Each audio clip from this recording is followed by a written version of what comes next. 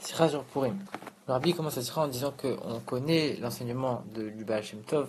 Où le Baal Shem Tov, en vérité, il prend une halakha. C'est quoi cette halakha? C'est tout celui qui lit la Megillah à l'envers, ça veut dire pas dans le bon ordre. Il a entendu une partie ici, une partie là-bas, il pense qu'il est quitte. Il n'est pas quitte de la mitzvah, il faut entendre tout dans l'ordre depuis le début. En hébreu, on dit les mafreya. Les mafreya, ça veut dire dans le désordre, mais ça veut aussi dire surtout à l'envers, dans le sens au passé. Le Baal Shem Tov, il tire de ça un enseignement. Tout celui qui lit la Megillah au passé, ça veut dire comme étant quelque chose de passé et pas quelque chose d'actuel, alors il n'est pas quitte. Ça veut dire qu'il n'a rien compris à ce que c'est la Megillah. La Megillah, c'est quelque chose qu'on lit et qui nous concerne chaque année, qui a un impact dans notre vie présente de tous les jours pour chaque juif, en chaque époque, en chaque endroit.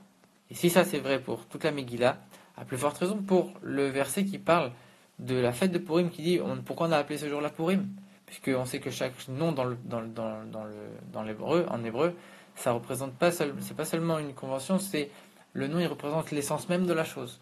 Donc c'est sûr qu'il y a un enseignement pour nous, pour chaque époque et pour chaque juif de la Megillah, à tel point qu'on n'est pas quitte si on la lit au passé, et encore plus pour savoir c'est quoi ce nom-là de Purim. Quand on regarde le nom de Purim, en vérité, on a appelé cette fête Purim parce qu'on a fait un pour. Pour, ça veut dire un tirage au sort. Mais le mot pour, il n'est pas en hébreu. Le mot pour, c'est du perse. À tel point que la Megillah, elle dit, Al-Shema pour, d'après le pour, Hu Agoral, c'est quoi le pour? C'est le tirage au sort. La Megillah elle-même, elle traduit, parce que c'est pas un mot en hébreu. Alors pourquoi toutes les autres fêtes, elles sont appelées avec un mot en hébreu et Purim, non? Même Hanouka, que c'est une fête comme Purim qui s'est rajoutée après, c'est quand même avec un mot en hébreu. Pourquoi Purim, c'est un mot qui est en perse, qui n'est pas en hébreu? Encore plus que ça. Le sens même de Purim, en vérité, on est en train de dire que Purim, c'est quoi la morale de l'histoire? C'est que tout s'est renversé, que les Juifs, ils ont été sauvés du décret de Haman et que c'est une grande joie, etc. Pourquoi tu appelles le nom de la fête sur le tirage au sort? Le tirage au sort, c'était le tirage au sort pour exterminer. C'est-à-dire qu'en vérité, avec le nom de cette fête-là, tu es en train de rappeler tout le côté négatif de la fête. C'est complètement contradictoire. Tu aurais dû appeler cette fête délivrance ou miracle ou renversement, quelque chose qui montre que vraiment c'est positif. Là, tu es en train d'appeler la fête avec un nom négatif. Une autre chose, c'est qu'on sait que dans toute la Megillah, pas une seule fois le nom de Dieu il apparaît. La Megillah, c'est quand même un des 24 livres du Tanakh, c'est-à-dire que ça appartient à la Torah écrite. Il n'y a pas une seule fois le nom de Dieu, c'est quand même incroyable. Le Rabbi dit que chaque juif, quand il écrit une lettre, quand il écrit un papier, quand il écrit quoi que ce soit, dans le coin de la page en haut, il va écrire Bet He. Il va marquer Bezrat Hashem pour montrer que même les choses qu'il fait, même si c'est des choses de chol, même si c'est quoi que ce soit qui a aucun rapport en vérité, Dieu il est partout, il est dans tout, et moi je mets Dieu partout. Ça c'est un minhag du peuple juif. Même dans des choses qui sont chol. Et là pourtant, dans quelque chose qui est saint, qui est un des 24 livres de la Torah, pas une seule fois il y a écrit le nom de Dieu, comment c'est possible? D'ailleurs, comment on appelle la Megillah? On l'appelle la Megillat Esther.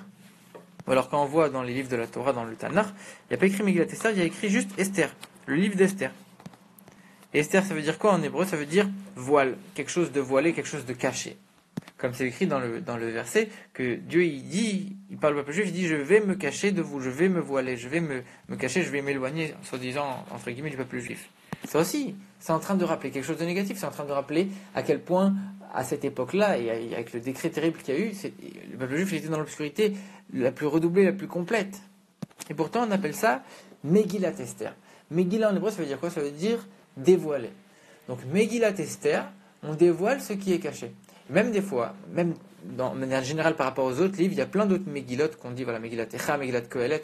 Et pourtant, quand on dit juste la Megillah, on sait qu'on parle de Megillat Esther. C'est-à-dire qu'en vérité, à la fois, on l'appelle, ce livre on l'appelle Megillat Esther, que ça montre que c'est et caché et on dévoile. À la fois, des fois on l'appelle que Esther, que c'est que quelque chose de caché, le voile. Et des fois on l'appelle que Megillah, quelque chose où on montre que le dévoilement. C'est très étrange. C'est la même chose pour le nom de Purim. On appelle ça avec un nom, qui est un nom en perse, et qui en plus montre le côté négatif de la fête. Et pourtant on voit que c'est les jours les plus joyeux de l'année, à tel point que la joie elle va au-delà de la compréhension et qu'on doit s'enivrer dans la joie à un niveau extraordinaire. Alors, pour comprendre toutes ces questions en vérité, il faut d'abord expliquer. À l'époque de Purim, c'était une époque où le peuple juif il n'avait jamais eu autant de chance d'après les lois de la nature. Ça veut dire que concrètement, la reine elle était juive. Un des représentants du roi, qui était Mordechai, il habitait même dans le palais, il était juif. C'était extraordinaire pour le peuple juif. Il devait y avoir plein de privilèges pour le peuple juif. Pourtant, on a vu que c'était tout le contraire. Ça a été exactement le contraire. Et quand les juifs ils ont appris quand Mordechai et Esther ils ont appris le terrible décret d'extermination de tous les juifs le même jour, alors qu'est-ce qu'on aurait pu penser? On aurait pu dire, regarde, ça y est, lui c'est un représentant du roi, elle c'est la reine, c'est une juive, ils vont aller, ils vont faire de la politique, ils vont essayer de changer les choses. Non, pas du tout, qu'est-ce qu'ils ont fait?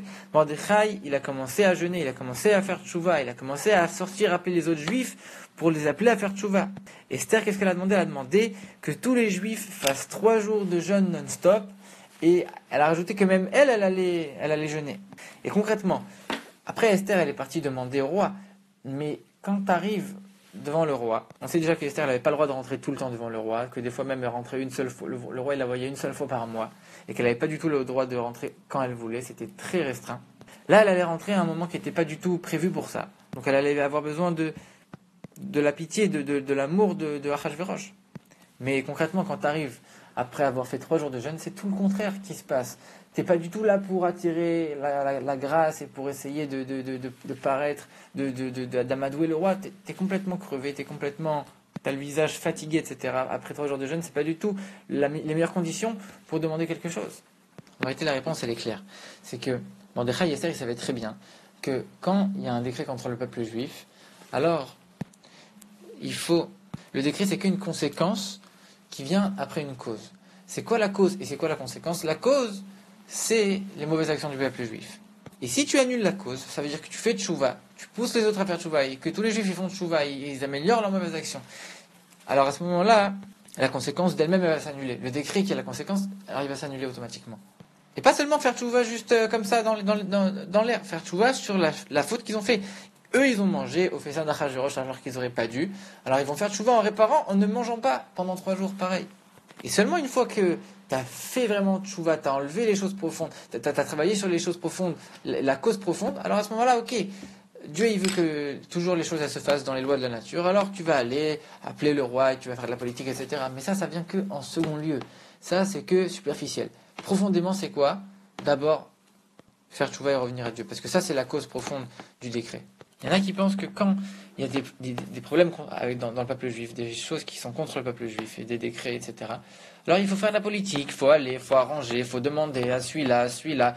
Non, en vérité, le rabbi dit ça, c'est vrai, il faut le faire aussi après, parce que Dieu il demande qu'on fasse les choses dans les règles de la nature. Donc, mais ça, c'est que la deuxième étape. La première étape est l'essentielle, c'est de revenir à Dieu. Un juif, il est profondément lié à Dieu. Un juif, il n'est pas limité par les lois de la nature. Un juif, il est au-delà des choses de la nature, il est essentiellement dans son essence lié à Dieu.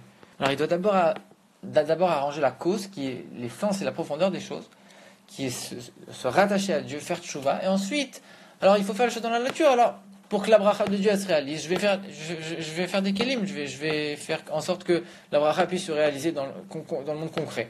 Alors je vais aller et je vais faire des choses d'après les lois de la nature, je vais aller voir politiquement un tel. Mais d'abord, il faut pas oublier c'est quoi l'essentiel, et c'est quoi qui est superficiel, c'est quoi qui est accessoire. Et si on remplace l'un et l'autre, alors en vérité, on n'a rien compris, et ça peut pas marcher comme ça. Ça, c'est ce qui vient nous apprendre l'histoire de la Megillah. Et quand on apprend ça, on pourrait se dire, regarde, ça, c'est valable pour une époque où on voit le dévoilement de Dieu, où on a des grands prophètes, etc., etc. En vérité, non. On est en train de te dire que ça s'est passé à l'époque où il y avait la plus grande obscurité dans le peuple juif. Il y avait un décret qui était d'exterminer tous les juifs du monde entier le même jour, de telle sorte qu'il n'y ait aucun juif qui puisse s'enfuir. C'était l'obscurité la plus totale. Et comme on l'a vu, le nom de la fête, il est en perse. Le nom de Dieu, il n'est pas mentionné dans la Megillah. Le nom de la Megillah, c'est Esther, c'est voilé. On est en train de te dire, regarde, même là-bas, c'était le voile, l'obscurité la plus profonde qui puisse exister. Ne crois pas que ça, c'est valable que quand il y a des dévoilements de Dieu. Toi aussi, dans notre époque, avant la venue de Mashiach, qui est aussi obscur, c'est exactement la même chose. L'enseignement, il est valable exactement pour nous, comme on l'a dit. L'enseignement du Baal Shem Tov, c'est que l'enseignement de la Megillah, il est valable aussi pour nous de nos jours. Et c'est pour ça qu'on rappelle toutes ces choses-là de voile et d'obscurité, pour te dire qu'en vérité, quand un juif, on dit qu'un juif, il est au-dessus des choses de la nature, c'est pas uniquement bon quand il fait des choses de Gdusha, dans son étude de la Torah, il est au-delà de la nature, quand il s'occupe des choses, mais avec les juifs, il est au-delà de la nature. Non, quand il est dans le monde matériel, avec des goïms qui veulent son mal, et qu'il essaie de s'en sortir, même là, et justement là, il est au-dessus de la nature. Ça, c'est l'enseignement de la fête de Purim. Quand un juif il voit que toutes ces choses-là, qui relèvent du voile, le Esther, il va le transformer en Megillah. Les choses qui sont cachées, il va les transformer en choses dévoilées. Les choses qui sont de Purim, qui sont des choses qui rappellent les choses négatives, il va les transformer en jours de joie, qui sont des choses positives. Alors en vérité, il va transformer toutes ces obscurités, toutes les choses négatives, il va les transformer en choses les plus positives et les plus extraordinaires qui existent. Ça, c'est la fête de Purim. Et quand on voit qu'on peut réussir à renverser le monde complètement de cette manière-là, de passer de toutes les obscurités aux choses les plus positives avec la plus grande délivrance, alors ça nous rappelle forcément que dans notre obscurité dans laquelle on se trouve avant la venue de Mashiach, il va venir, il va tout renverser. Et de la même manière qu'on a été délivré à Purim, on sera délivré avec la venue de Mashiach très bientôt. Amen.